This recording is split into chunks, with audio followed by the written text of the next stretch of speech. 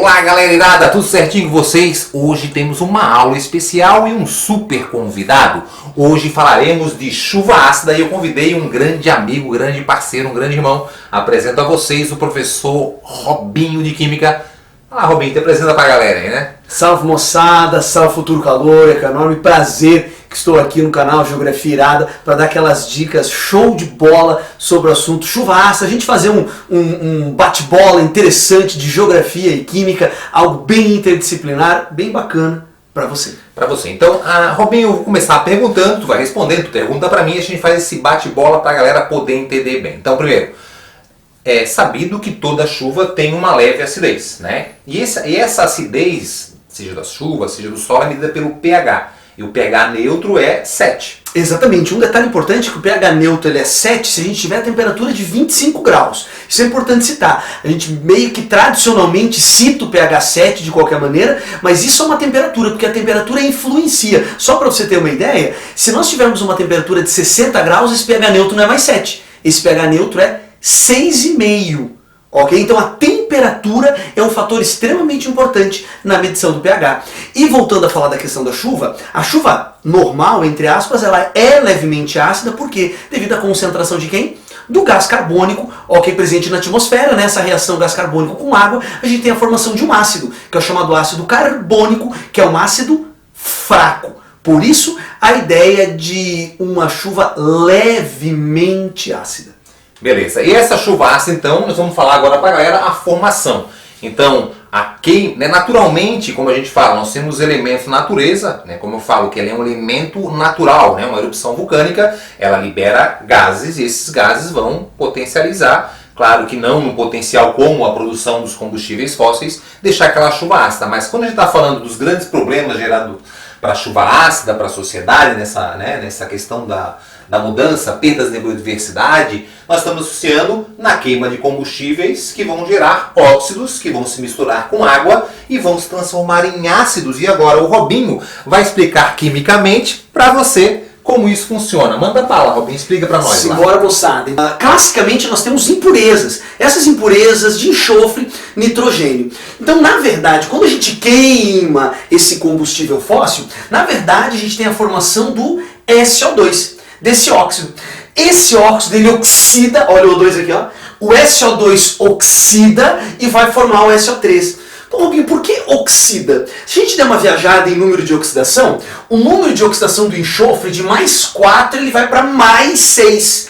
Oxida. Opa, oxida, perde elétron, aumenta NOx. Opa, oxida, perde elétron, aumenta NOx. Então esse NOx de mais 4 vai para mais 6, nós temos um processo de oxidação.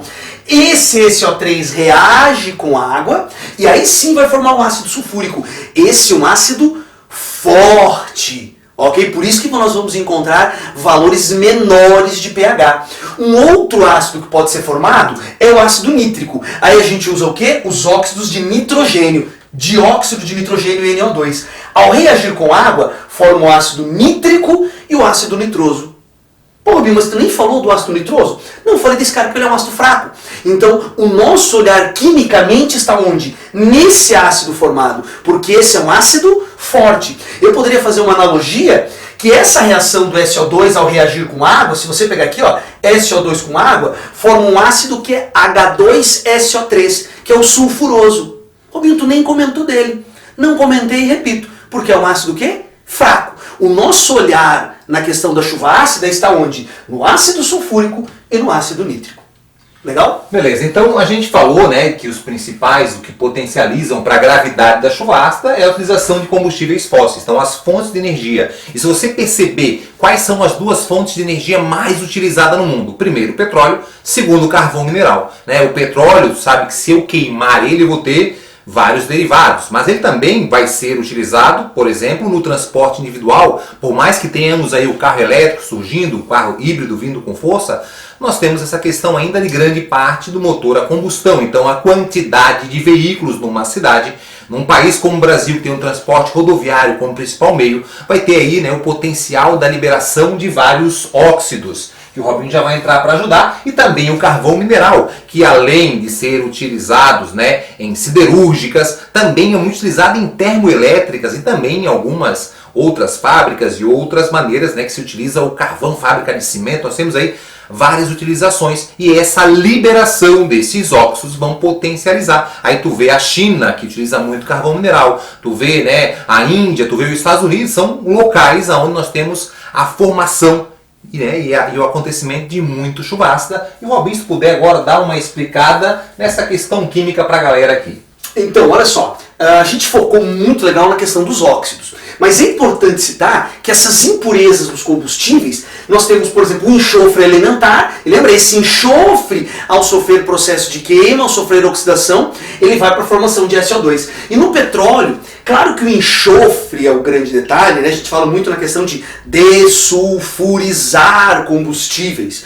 Só que também é importante frisar que nós podemos ter contaminantes de nitrogênio. Por exemplo, no querosene, nós encontramos teores nitrogenados e eles podem vir para cá na formação do NO2. Tá? Apesar do petróleo, quimicamente, né, ele ser majoritariamente formado por hidrocarbonetos, lembra dessa importante função orgânica, tá? 98% do petróleo é hidrocarboneto. Nós temos o que? Impurezas. Essas impurezas podem ser compostos oxigenados, ou a nossa grande preocupação aqui, os sulfurados, e por que não? Esses nitrogenados também. Tá, e os agravantes, né? Então assim, os problemas, né, que vão acabar potencializando a formação dessa chuva ácida. Algo interessante que as pessoas têm que entenderem é que a chuva ácida ela pode se formar numa área industrial e ela pode se propagar por uma área de floresta. Ela pode ser formada numa cidade vizinha sua e acabar sendo gerada, né, acontecer na sua região pelo fluxo da atmosfera. Né? Se você lembrar das camadas da atmosfera, a camada que nós estamos aqui, a troposfera, ela vai até mais ou menos 12 km. Então até 8 km é onde acontece a maior parte dos fenômenos meteorológicos. De 8 até 12 formam-se correntes de ventos, que a gente chama na geografia de corrente de jatos, que facilitam a circulação atmosférica. Por exemplo, uma erupção vulcânica que acontece no Chile pode chegar no Brasil, né? Ou então uma chuva ácida gerada numa cidade de São Paulo, ela acabar se deslocando e atingir um país vizinho. Então nós temos aqui a formação. Primeiro, o transporte individual. Um país como o Brasil, outros países populosos utilizam muito, né, os automóveis. Então nós vamos ter a queima do petróleo produzindo bastante óxidos. O outro, a concentração industrial. Agora a geografia falando, as pessoas acham que uma indústria procura se instalar longe de uma indústria, e é o contrário. As indústrias procuram se instalar próximo uma outra para aproveitar a logística, a mão de obra, a matéria-prima. Então elas têm ali algumas características que para ela é interessante. Hoje as cidades, através do plano diretor, procuram, através do zoneamento, criando a área industrial. E aí também, né, vai aumentar essa concentração industrial, ali potencializando a concentração da queima desses combustíveis, né? E como eu falei, os combustíveis fósseis. Quais são as fontes mais utilizadas? Petróleo primeiro, carvão segundo. Então, aproveitando o gancho, Marcelo, dessa tua observação bem interessante de que a gente pode ter essa precipitação ácida acontecendo numa região vizinha, né, a partir dessa questão desses movimentos, esses fluxos da atmosfera, eu acho bem legal também citar que essa reação quimicamente ela é muito lenta. Esse processo químico é muito lento, então isso também ajuda a promover essa precipitação em regiões mais distantes. Tanto que quando você quer produzir, por exemplo, um SO3, um trióxido de enxofre, sob o ponto de vista industrial, nós precisamos usar o quê? Catalisadores. Lembra aqui, o que é um catalisador? É algo que vai acelerar o processo, é algo que vai diminuir a energia de ativação e, por consequência, aumentar o rendimento do processo.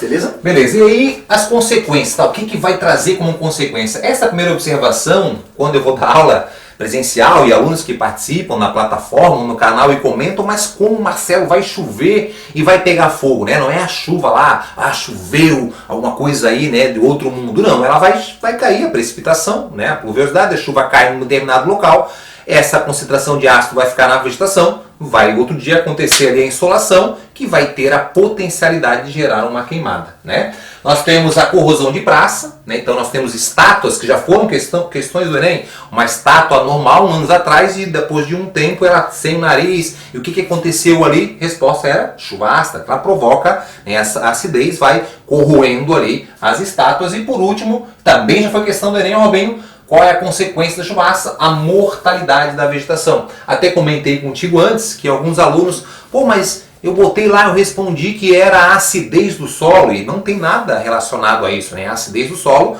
você que estudou nossas aulas de solo, de geologia, está associado ali à concentração de um determinado grupo de minerais. Essa concentração vai deixar aquele solo mais ácido ou não. Mas nessa questão da chuva ácida, a principal consequência é a mortalidade das plantas, que era essa a resposta do Enem, corrosão e queimadas, né? E também já vi, estava comentando com o Robinho, essa questão, se cair num lago, vamos supor, em outras áreas tem grandes lagos, se tiver peixes ali, claro que essa acidez da água pode provocar a mortalidade de peixes.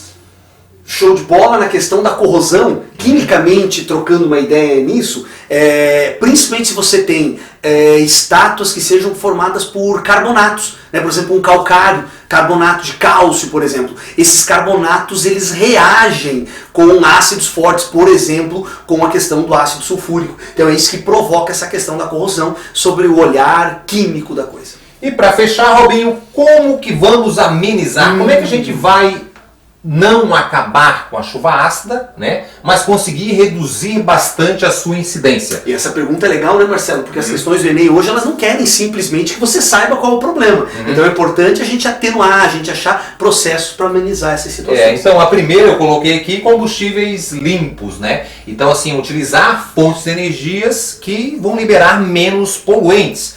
Vamos dar um exemplo para você, né? Sempre quando eu falo de energia limpa e eu questiono os alunos têm uma certa dificuldade. Porque, por exemplo, a fonte de energia hidrelétrica, no primeiro momento, quando eu vou fazer uma hidrelétrica, eu vou matar aquela vegetação, ela vai liberar um pouquinho, né, de gases para a atmosfera. Mas a geração de energia em si, ela é uma fonte de energia, né, que quando eu giro o motor não gera poluentes. Energia solar, energia eólica. Então nós podemos utilizar aonde dá, aonde cabe, né, e vai diminuir a utilização dessas fontes de energia, assim liberando menos poluentes. Agora aqui sei que para o brasileiro é difícil, que é o transporte público, né? Eu passei durante muito tempo na minha vida só andando em transporte público, sabe como é difícil a qualidade, o preço, né? Às vezes a distância do trabalho, mas se um transporte público de qualidade, né, for, e como acontece em várias nações, eu vou diminuir a utilização de transporte individual e ali eu vou ter, claro, a liberação de menos combustíveis. E outro tem a ver aqui com essa questão, que é descentralizar as indústrias, né? Acabar colocando, é difícil, eu sei que é difícil, mas colocando elas mais esparçadas, sendo com fontes de energias, por exemplo, hoje cresce muito através do crédito de carbono, a utilização de fontes como o gás natural, né, que tem menos impacto de poluição como essas duas que a gente falou. Então isso poderá ajudar e amenizar esse problema. Quer fazer algum comentário? Eu vou fazer um pedido para ti no final, mas tu vai finalizar o comentário. Só um comentário, aproveitando o gancho da questão do gás natural, não esqueça, apesar desse nome, gás natural, não esqueça, isso é um combustível fóssil. Tá? O biogás, que também é majoritariamente metano,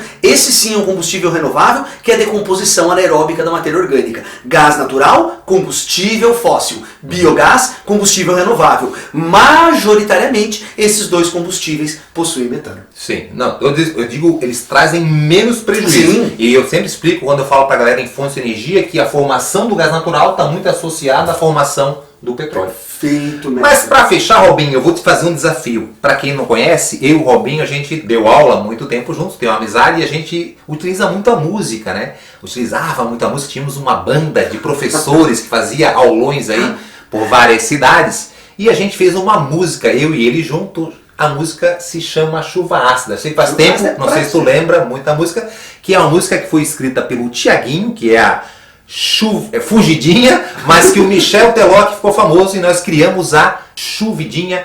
E vamos, eu e tu junto, Robinho, posso começar? Sim, bora. Vamos lá. Tem a chuva ácida, agora você vai entender. Água com os óxidos, Ácidos vão converter. o avanço industrial, desordenado e desigual. vão colocar tudo a perder. Geram as queimadas, Corroem as praças e tal. detonam as florestas. Chuva ácida destrói legal. O ácido sulfúrico, Ou ácido nítrico. pH bem abaixo do normal. SO2 se oxida formando SO3. Esses gases dissolvidos vão ferrar vocês. Vestibulando, se prepare, não errar depois. Quem gera HNO3 é o NO2. O jeito é combustível limpo pra você. O jeito é pegar mais busão pra locomover. Se você quer o nosso planeta agradecer, descentralize indústria, mais limpo a volter. Beijão, galera. Se inscreve aí. Tamo junto e até a próxima. Valeu, galera. Valeu, Marcelo.